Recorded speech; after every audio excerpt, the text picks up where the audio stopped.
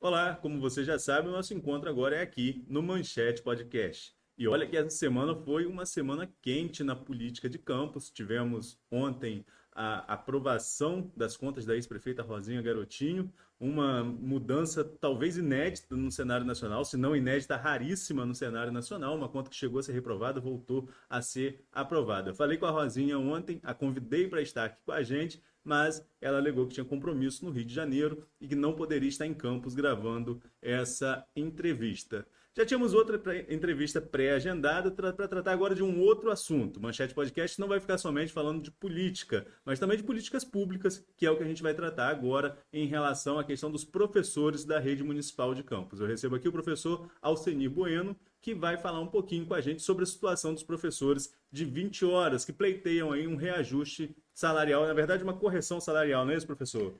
Boa tarde a todos, boa tarde, Arnaldo. Queria, antes de mais nada, agradecer esse espaço, que é muito importante para todos nós, para que nós possamos, né, ter voz e estar aproveitando essa grande audiência que você tem no seu programa e estar esclarecendo, tirando essas dúvidas da toda a comunidade de Campos em relação ao que está acontecendo de fato com a educação do nosso município. Professor, então vamos falar rapidamente para quem nos acompanha e não entende o que está acontecendo.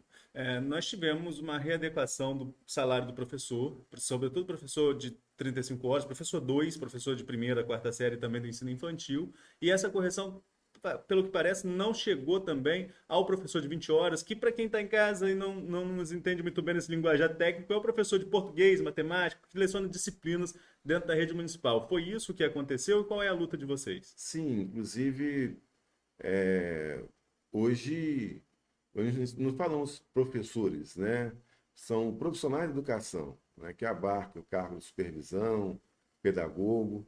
E nessa realidade, o que aconteceu foi que ano passado, em 2022, com o reajuste do piso nacional do ano passado, proporcionalmente o professor 2 passou a ganhar mais do que o professor 1.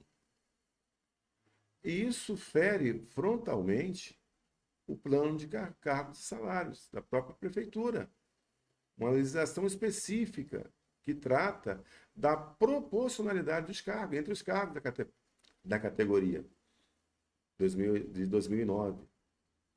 Lá no plano de cargos e salários do servidor da prefeitura, da categoria da educação, está claro, né? Essa proporcionalidade entre os cargos, nível superior, nível médio.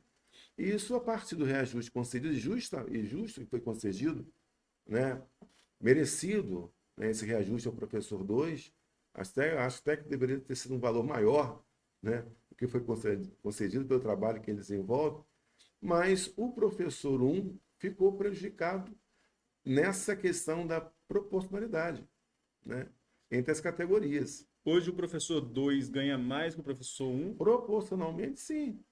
Né? Hoje, proporcionalmente, sim. Né? Essa que é a realidade. Então, isso aí, até ano passado, o CACS Fundeb, né, que é o conselho que fiscaliza as contas, né, do Fundeb no município, do qual eu fui vice-presidente até a gestão de 31 de dezembro, nós, do CACS Fundeb, do nosso conselho, saiu um parecer elaborado pelo procurador de Estado,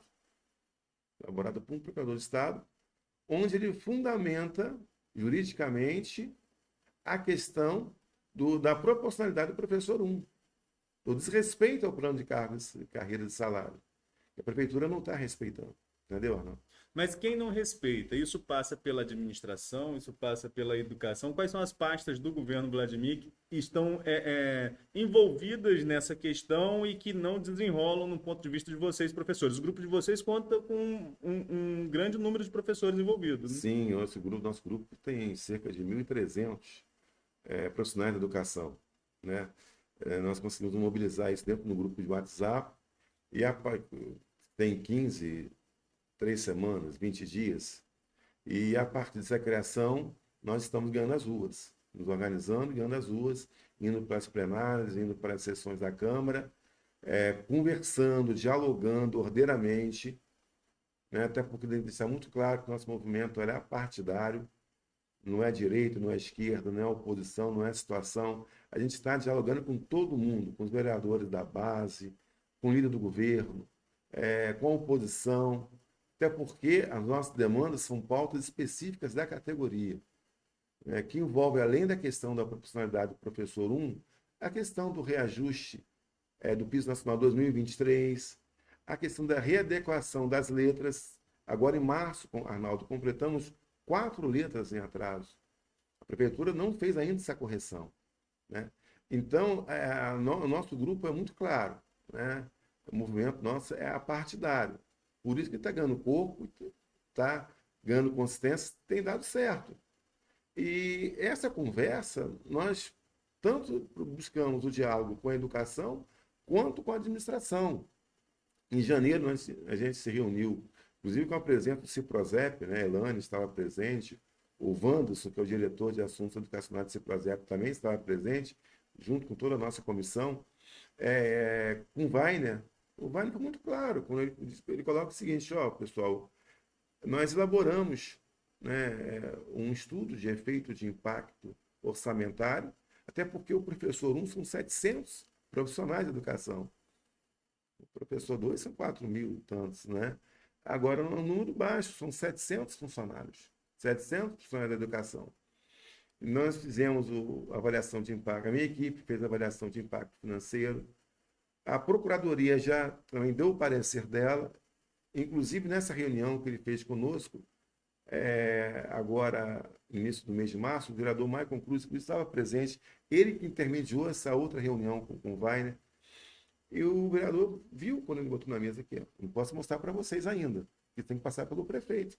Mas tudo que o estudo, o parecer, foi quando nós procuramos o líder do governo, Álvaro de Oliveira. Ele marcou uma reunião conosco semana passada, com a comissão, representando todo esse grupo. E nessa reunião estava o vereador Álvaro Oliveira, o vereador Juninho Virgílio, o vereador Cabo Alancimar, para fazer a intermediação das nossas demandas junto ao governo. E o vereador, o líder do governo Álvaro Oliveira, convocou uma reunião, a nossa presença, e nessa reunião estava a Procuradoria, estava a Educação, estava a Administração, estava a Controladoria. Os 4 secretários, mais os 3 vereadores. Convocou essa reunião, ela aconteceu, foi segunda-feira. E o que foi passado para a gente, para o movimento, na Educação pela Base, é que estava havendo um erro de interpretação ou uma divergência de interpretação entre o que entendia o Weiner, secretário de Administração, e o que entendia o Fério, secretário de Educação. Em função dessa divergência de interpretação, eles solicitaram que a comissão enviasse por escrito toda essa pauta de demandas, que prontamente foi feito, né, para que no novo encontro, aí nós pedimos a indicação da nossa presença também, nós pudéssemos estar sanando essas dúvidas, né, pessoalmente, para que o prefeito possa ter uma posição final em relação a essas demandas que estão acontecendo, né? E vocês têm alguma resposta do prefeito ou de alguém diretamente ligado ao prefeito de quando vocês vão receber um parecer final em relação a essa demanda? Sim, ontem, após a sessão na Câmara, nós conversamos com o vereador, conversei com o vereador Juninho Virgílio, estava no encontro do prefeito, e nós solicitamos, então, uma audiência com o prefeito, além dos 4 secretários e o prefeito, e mais a comissão. Ele ficou de passar uma data para que nós possamos ter esse encontro. Vocês conhecem outros municípios que também passam por essa realidade, que já adequaram esse piso, ou é uma luta que seria pioneira também aí em prol desse movimento? Não, na realidade, eu não vou dizer sim, não vou trabalhar em termos do pioneirismo, né? Mas, por exemplo, quando você vai para a Baixada, a Baixada Fluminense, um exemplo, uma realidade próxima da gente aqui, você vê, por exemplo, Nova Iguaçu, Duque de Caxias, são municípios que já vêm implementando isso e não tem mais esse problema, entendeu? Só aqui, então, que vocês ainda ficam no aguardo dessa questão. Exatamente. Eu não sei a realidade, por exemplo, hoje de São João. Não sei. Mas a nossa realidade é essa, né? Por falar em realidade, já que estamos falando um pouco de educação, né, que é a área que Sim. você atua, qual seria o panorama, né, desse movimento? O que esse movimento vê como panorama da estrutura da educação em campus hoje? Eu acho falta de diálogo, sabe, Arnaldo? Falta de diálogo com os sindicatos, falta de diálogo com a categoria como um todo, com a base. Por quê? Porque o secretário, ele não conhece. Ele não conhece a realidade do interior. Campos é um município muito extenso. Eu, por exemplo, tenho experiência de interior, mais do que própria sede. Eu, por exemplo, minha matrícula atualmente está em Quilombo, próximo de Dores de Macabu. Trabalhei em Morro do Coco, lecionei em Conselheiro Josino. Então, eu conheço, lecionei, comecei em Travessão. Então, eu conheço a realidade do interior. A periferia também. Trabalhei em CIEPS. Então, não é a realidade que você traz para a sociedade quando você fala assim, vamos implementar a tecnologia dentro da educação. O professor Marcelo Férez, ele vem de uma formação tecnicista, né? Eu faço até um debate interessante em alguns pontos, só que ele prioriza um debate que não era para ser no momento. Porque como é que você vai fazer um debate, por exemplo? Você vai, só para citar um exemplo, Arnaldo, você vai passar a hora aula para a hora relógio, 50 para 60 minutos. Aí você aumenta a permanência dos alunos na escola.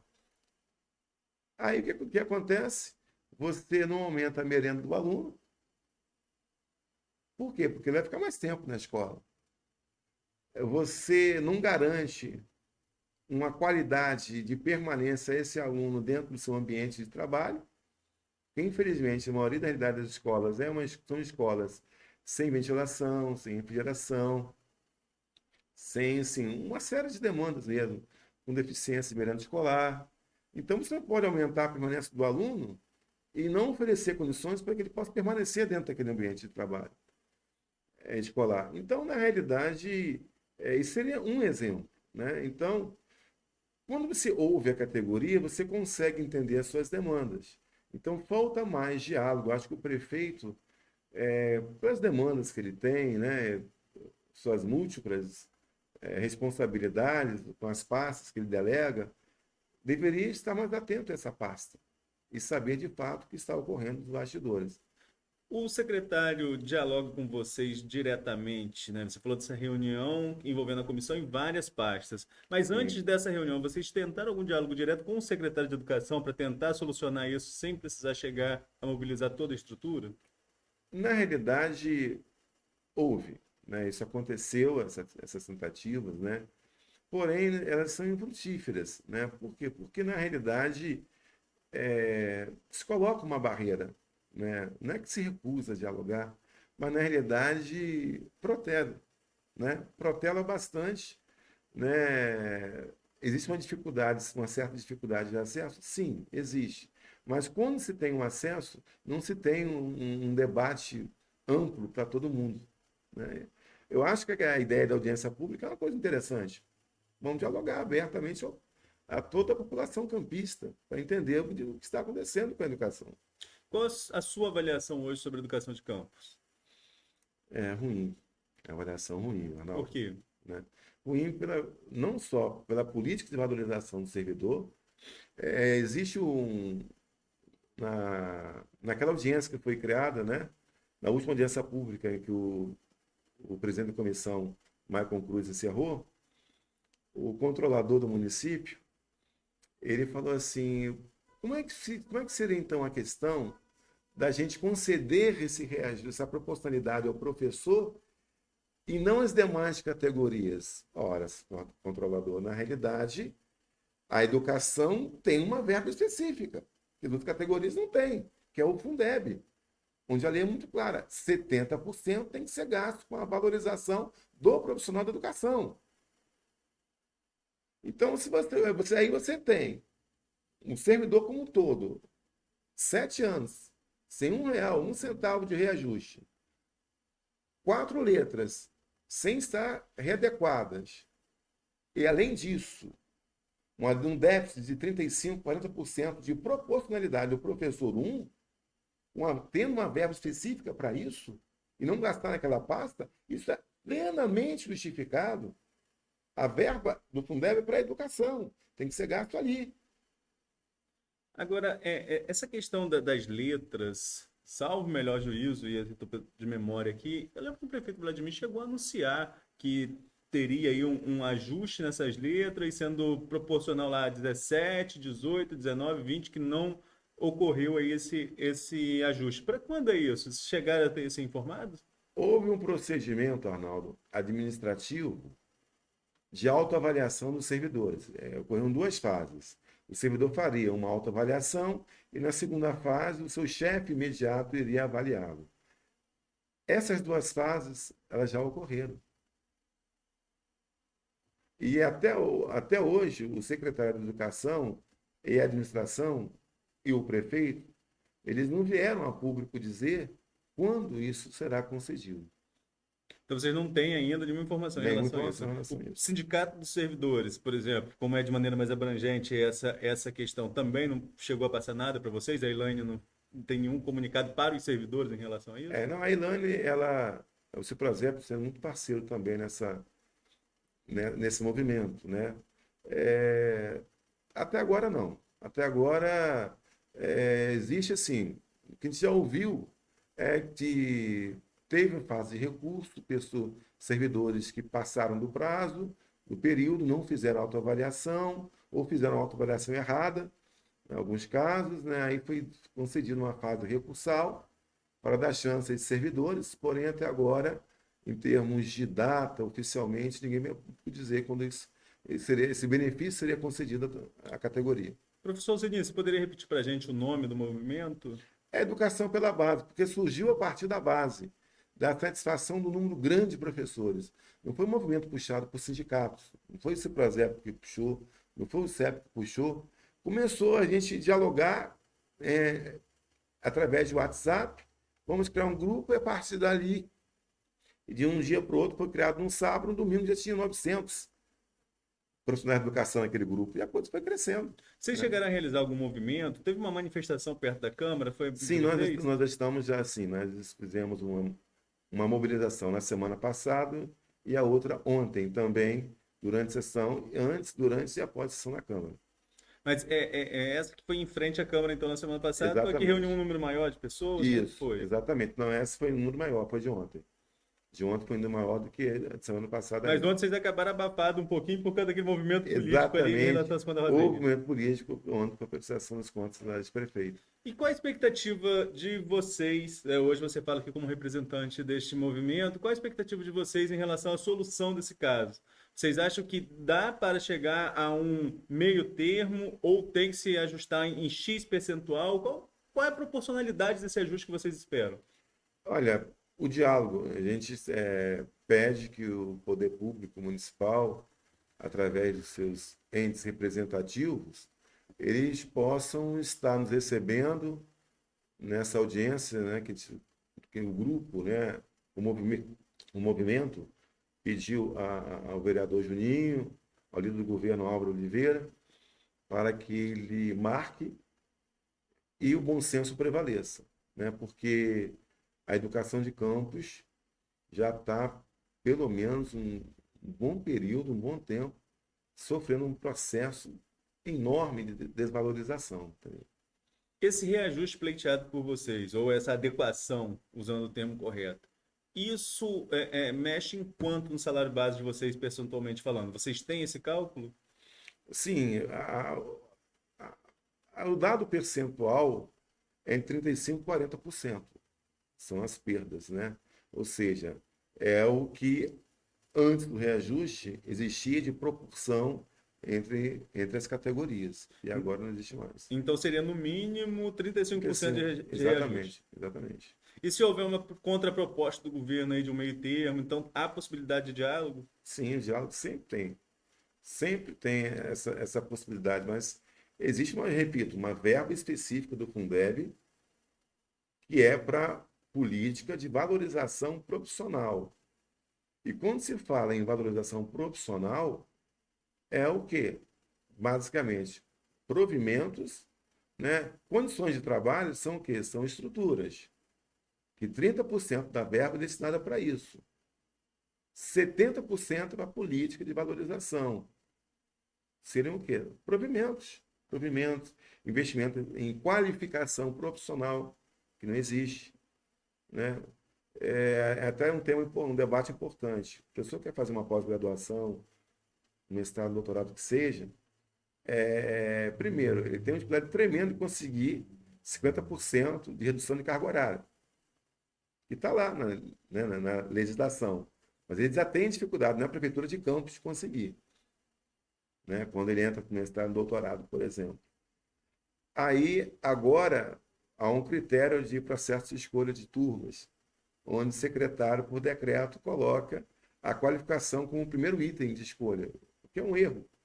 Você tem lá profissionais de educação que estão há 20, 30 anos inseridos na comunidade, você tira a pessoa dali, né? Então, mais uma vez, é a falta de diálogo, não ouvir a categoria, não entender a forma correta de estabelecer, né, a adequação daquilo que a educação precisa para campus.